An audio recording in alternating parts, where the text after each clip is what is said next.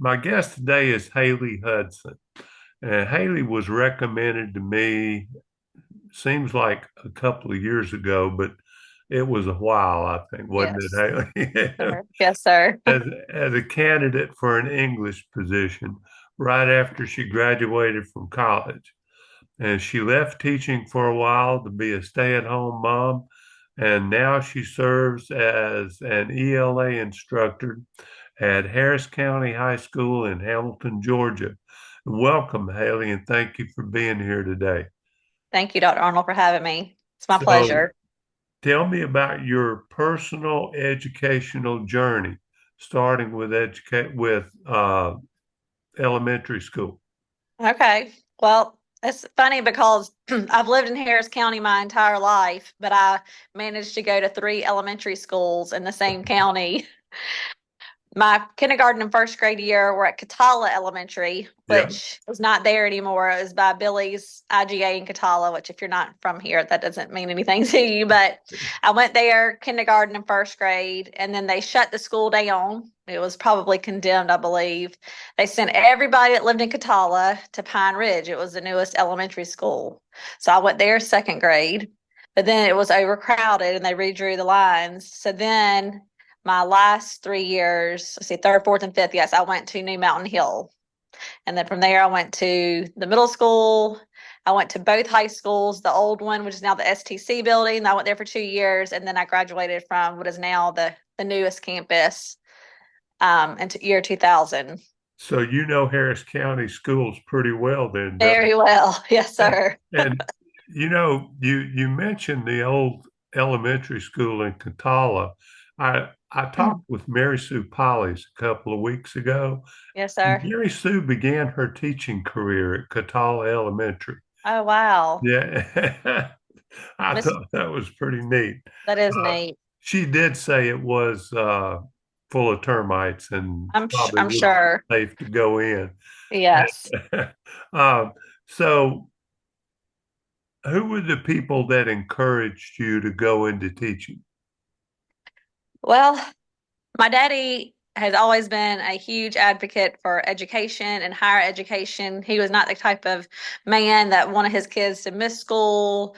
Um, he didn't go to college. He was self-made businessman. He was a builder, has been a builder in Harris County his whole life, but he wanted all his kids to have a higher education. So my brother became a fireman. He's now a captain in the fire department, getting ready to retire. My sister's an English teacher, but then she went and got her specialist, or I'm sorry, master's, and now she's a media specialist. And then I'm an English teacher at the same school as my sister. So my daddy was a huge impact, both my parents, but my dad, like I said, he really put that desire on us to get a higher education.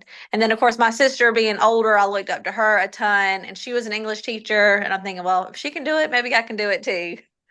So that was a big part of it.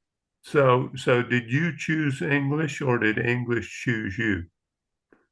Well, I was a business major for 1 year, and then I was in calculus and bombed a test and was sitting there in class thinking, I'm going to fail this class. And I started daydreaming about being in a classroom. So I was like thinking about bulletin boards and having students and all the fun parts of having a classroom, your own little space that you get to decorate and design. And I knew math wasn't going to be my area. And I've always loved to read. So, and my sister was an English teacher. So I guess I kind of chose it just based off my sister and my own love for reading. That's great. Now, what is your favorite English to teach? You know, some people like grammar, some people like literature. What's your favorite? Well, it's definitely not grammar. My sister still, even today at 42 years old, I'll send her an email and she will send it back with corrections for me. But I still love literature. Don't get me wrong. I love literature and I love poetry. But the older I get, I really love to teach the writing process. I think it's Oh, because yeah. there's so much, there's a formula to it. And even though I'm not good at math, there is a system you can do it. And it makes it easier for kids no matter where they're at to accomplish it because if you kind of break it down into a system and a formula they can tackle each section of the paper to get those components they need to. So I really do love teaching the writing process. That's great. I remember we learned that system in sixth grade. I had a sixth grade teacher that expected way more of us than we ever thought we were capable of giving. But she went through that process with us, and I still remember. Mhm. I couldn't tell you the names of everything we're supposed to follow in what order, but I remember her process for creative writing from sixth grade. So things like that, your students years from now will tell you that, oh, I remember Miss Hudson teaching us this in ninth grade. And, that's one of those things that really makes it worthwhile, doesn't It does. I hope it? they remember that. So, who were the teachers that helped you figure out what you needed to do to be a better teacher when you first started? In college, it was Dr. Late, Dr. Noreen Late. She was one of my professors at CSU, and I had several classes with her. And you never felt like you were wrong in her class. She would just guide and direct. She was always willing to hear your thoughts. It was so fun to break down pieces of literature with her, but also then to turn it into some sort of essay or assignment where she wanted us to write about it. And she was just I felt like I got so much knowledge and support from her that she will always be someone I'll always remember and thank for how much she made an impact on my years of education at Columbus State. That's great. Did your sister help you at all? Oh yes, Bethany. Even now, she's my sister's like my second mama. She's always helping me do stuff. But yes, Bethany has always been helpful and supportive of everything I've ever done. That's great. Sometimes siblings are not always as helpful as we'd like for them to be, but I'm glad that's not the case with Bethany. Bethany still she'll proof stuff for my daddy and for my brother, all of us. She's the grammar guru, so she's definitely our go-to for all of us. Can you describe your first couple of weeks in the classroom? Tears, hard, very, very challenging. I think my first semester I had a senior class and I was 23 and I was probably the same size as all my students, if not smaller, because I'm short and just didn't know, overwhelmed, scared, all the things you feel as a first year teacher, self conscious. Um, so it was a lot. But once I got the freshman classes, I felt more secure because there was a little bit more of an age gap. But having those seniors or juniors, I can't remember that first semester, being freshly married, freshly out of college, it was a challenge to keep that authority status and separate the two of us as student and teacher. I think we gave you that senior English class because we thought there would be fewer discipline problems and didn't even think about the closeness in age. But so how do you handle discipline in your ninth grade classes now? Thankfully, I really don't have discipline issues for the most part. I think now that I'm older, I think becoming a mother, I know becoming a mother has made me a better teacher. Oh, Um, can imagine. so I don't have huge discipline problems, and I'm very patient. I have a son that's the same age as the students I teach, so I always try to think about their point of view when I handle stuff.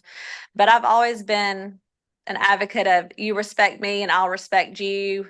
So and they're kids, so they're being silly or moving around too much. I'm not gonna down every mountain. I climb every hill. I'm just gonna let them be kids, give them that chance to stretch their legs. But thankfully, I haven't had any major discipline issues at Harris County. There don't seem to be some of the disciplinary issues that other schools in this area seem to have in Harris County. I think it's because parents still pay close attention to Yes, what their kids are doing in school. they do. They're very on the pulse of things, and the respect is always there. I mean, always get called yes ma'am, and they have great manners overall. So I think that just kind of trickles down to having a good classroom as a whole. It does. It does. And you know it helps that parents don't always take or immediately take their kid's side when they hear a story. They have to Absolutely. wait before they hear the entire situation. Yes, absolutely. And that's something pretty rare in a lot of schools now. You know, parents immediately become adversaries when they hear about a classroom problem. Yes, And yes. that's too bad. So when, you know, after you started teaching in the beginning, when did you finally think that maybe this teaching thing was going to work out for you? Well, I think honestly it became after I'd stayed home for a while and was a mother. I love being around kids. I love, the students, and I love that environment. And my kids go to school, so I love the fact that I'm with them. We have the same schedule. So honestly, teaching became a perfect way for me to help provide for my family, but also be with my kids. And like I said earlier, becoming a mom, I feel like just made me better all around because I'm more compassionate, more understanding. So I think age helped me because in the beginning it was hard. It was hard. And I was, super young, but age has definitely helped me. And you know, it doesn't matter how many education courses you take. It's never the same when you stand in front of those kids for the first time. Absolutely. Absolutely. I have a friend that after his first month of teaching, he came very close to going back and demanding his money back from the university. But he eventually got through it also. Yes. Uh, If you so can hang in there, it gets better. so besides freshman English, are you teaching anything else? I'm the yearbook advisor, so that's a Oh, that's class at the right. high school. Yes, sir. So one block a day, and that class is with me for the entire year. But that was kind of gifted to me when I took this position at the high school because the former advisor, who's become a great friend of mine and a wonderful teacher and friend, she had done her time and she was ready to pass the torch. So when I got the position to be an English teacher, they asked me if I would be willing to be the yearbook advisor, which I love it. I mean, the first year was very hard, but this is my third year and it's definitely getting much more manageable. How many kids are in that class? It's, I would say I had maybe 24. I'm guessing it's all girls and one boy. Yeah, and you can imagine why he signed up. Yeah. Yeah, so it's a class full of girls and just my one boy who's as sweet as they come. He's always the first to help me do anything in there. So it's a great Well, group of kids. And some of them and have been with me since they were freshmen and they're juniors this year. They were in my freshman English class. They were in yearbook with me. So it's been like we grew up together. that's great. And, you know, this is a generalization, I know, but it seems to me that girls in high school mature quicker than boys do. Oh, yes. Yes.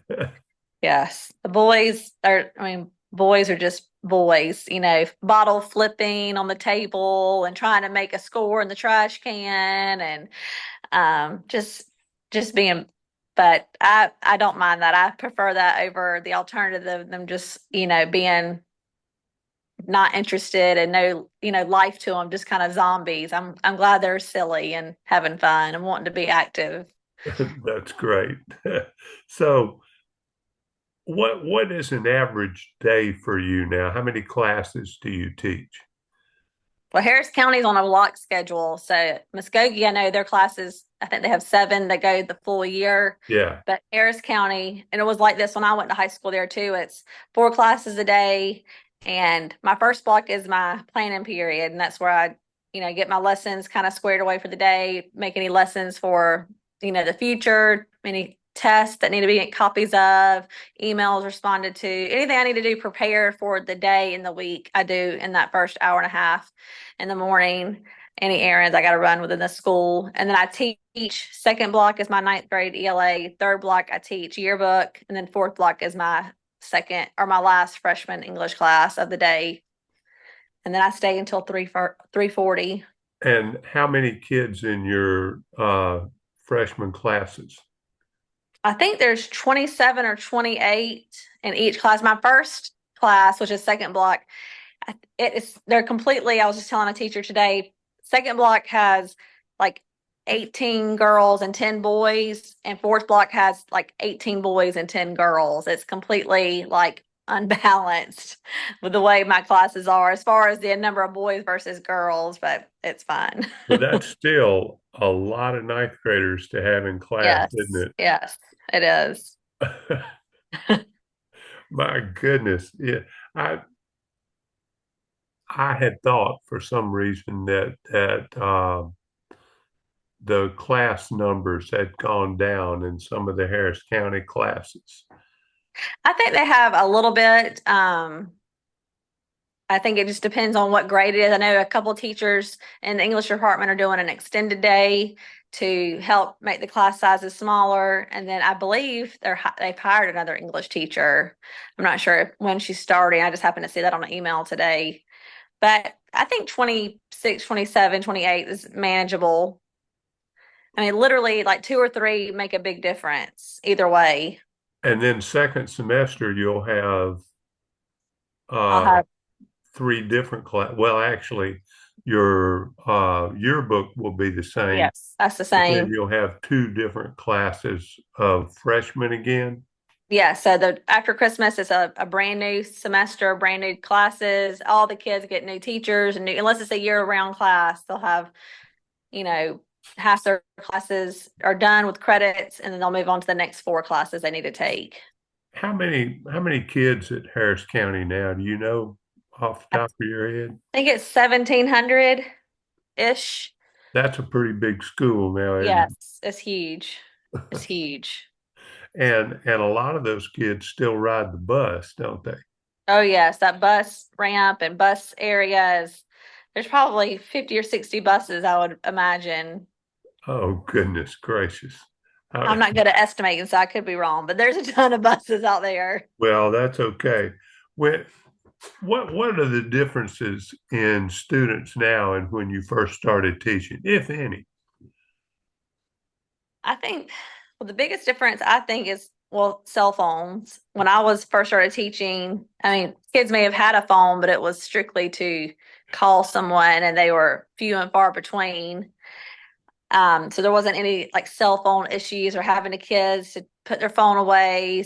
So the cell phones, and I think that has made them have a shorter attention span now. So like when I taught at Shaw back in the day, we literally read every single word of the Odyssey, every single word of Romeo and Juliet. And probably part of that was because I didn't know better, just kind of like maybe pick and choose sections. But Uh, and now we don't read every single word. I pull out sections and then we'll break those sections down because I know they just can't focus to read something that long, that duration of a class period. It's got to be done in smaller components. I can see where that would be a real issue. It would be an issue for me.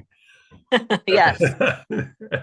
So, what are the things about teaching that make you excited to come back the next day and do it all over again?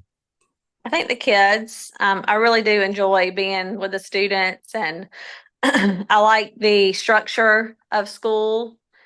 I like, it's just comfortable when I would say when I first started teaching, I would dread a lot because I felt so insecure with my own abilities and I was a super young and just not knowing what to experience, but having had years of life under my belt and children, it's like nice to know where you're going every day, who the people you're going to be with, your hallway mates or your teachers you work across the hall from, your schedule. I like the schedule of it. And I do love the students. They make it fun.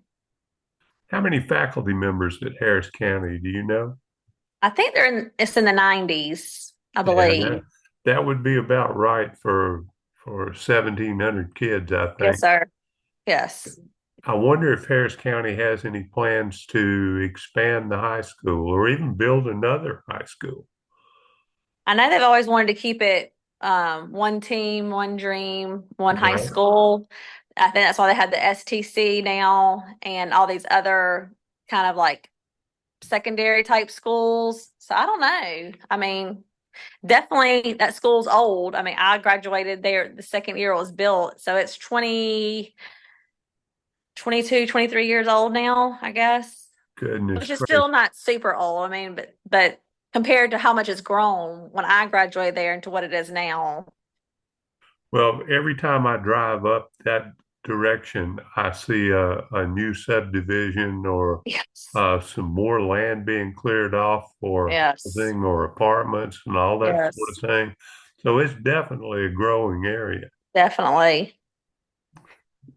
Well, I hope it doesn't get too much bigger than Me 1,700 too. Yeah, kids. that's a lot. Yes, we're gonna have to expand them to other, or to push them to other counties. So, are you seeing any signs of a teacher shortage in Harris County? I don't. I mean, they did. Now they did. Could we're trying to hire another English teacher this summer, and they could not fill that position. So that's why they had the two teachers do the long term, or I'm sorry, extended day. But I believe they just hired someone. Um, but I think people really enjoy teaching at Harris County as a whole. It's a very um, welcoming school to be at. The administration is super supportive of us, and the kids are great. I mean, haven't had really any major issues with any kids where I felt uncomfortable or unsafe. So it's a good place to be, and especially if you have kids in the system, it's so nice to know that you're near your kids. You can check in on them much more easily, and you're on the same schedule and system as they are. Well, both our grandkids went through the Harris County Yes, system. sir. Yes.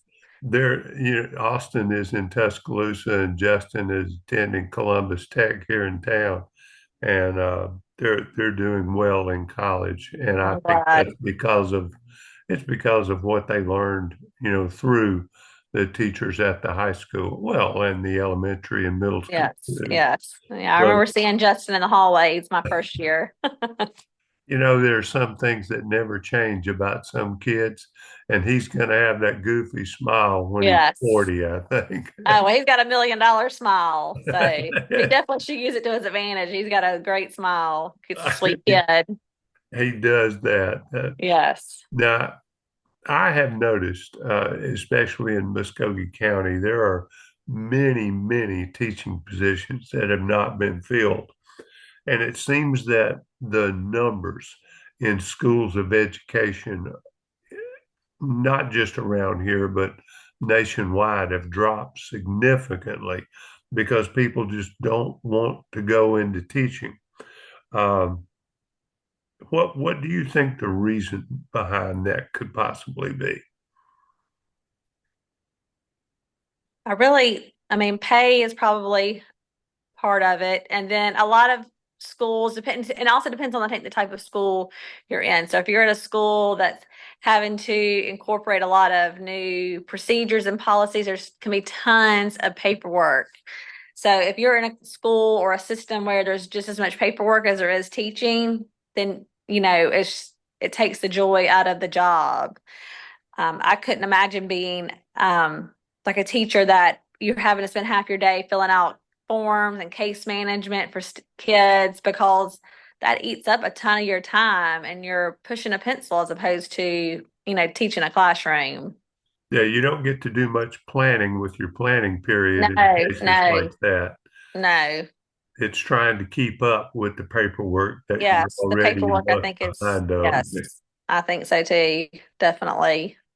Well, and Harris County is blessed, I think, in another way, in that administrative support always seems to be there in those schools. Yes, And that's not always the case in every school or in every system. right. And I and was that, lucky. go ahead.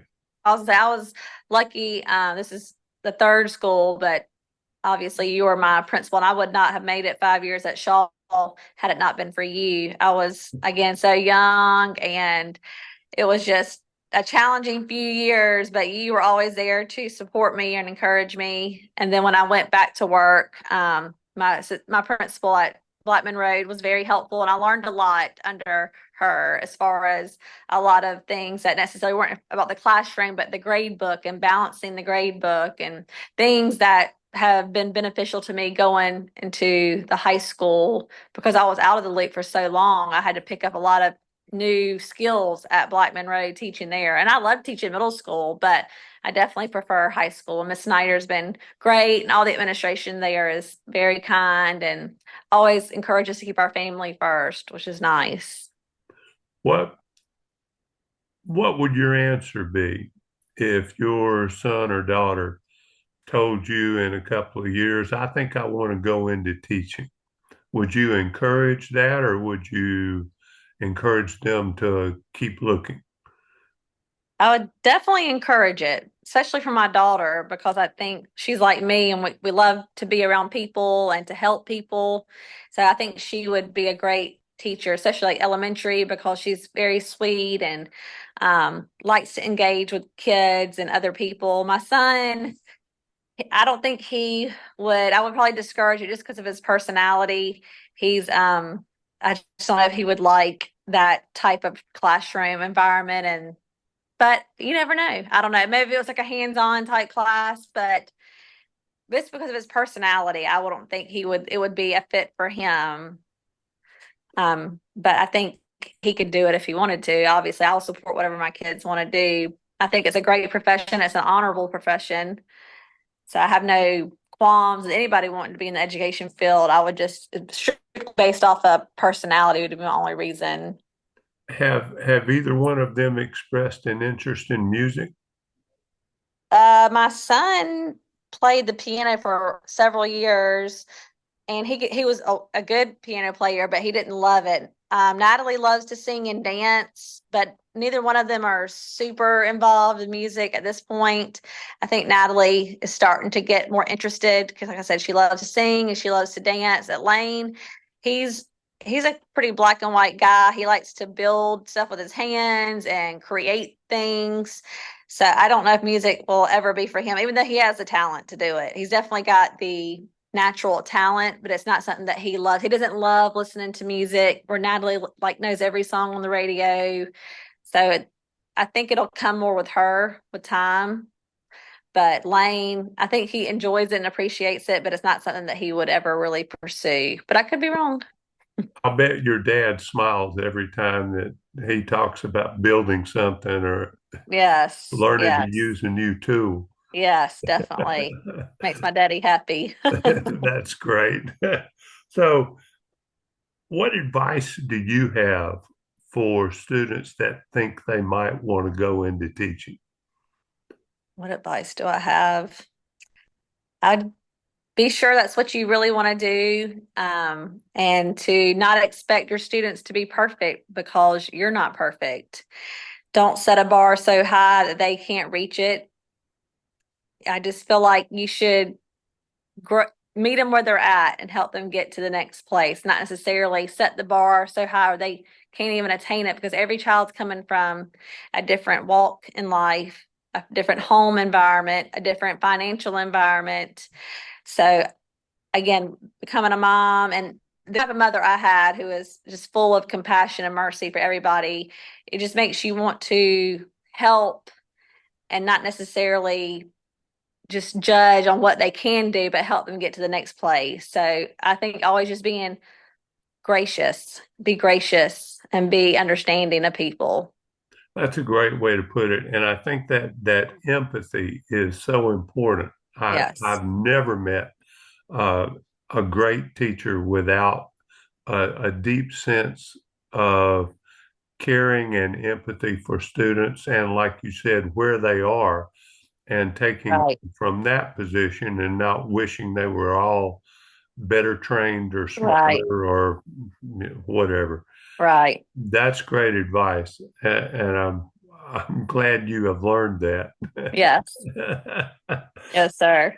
So Haley, do you have any final thoughts here? I mean, I appreciate you reaching out to me. I've never felt like I was the most like scholastic teacher, but I truly do love the kids. And I feel like my calling as a teacher is not only to help them learn, but to be a light in their life as a Christian. So I feel like that's another purpose I'm in the classroom to, be a beacon of hope or be a light for them if they don't have that anywhere else. They can get love, they can get encouragement from Miss Hudson. So You know, I feel that's like an I'm important fulfilling. point too, Haley. I think sometimes, for far too long in education, we were told that freedom of religion is equal to freedom from religion. Right. Those are not the same things. No, And your heart it will be evident to your that's student. right. Yes, sir. And that's what I try to be is to love them. And, I just want to show them the love of Christ through my actions and the way I treat them every day. And I feel like that's my biggest calling in the classroom. What a great goal. What a great goal. Well, listen, I appreciate so much you being willing to talk to me today. And, Yes, sir. if there's ever anything that we can do to help you, just let us know. I And sure will. congratulations on rediscovering your teaching career. Thank you very much. I And appreciate it. tell your husband I said hello. Yes, sir. I sure will. Thank you, Dr. Thank you, Arnold. Haley. Haley, Okay. bye bye. Bye bye.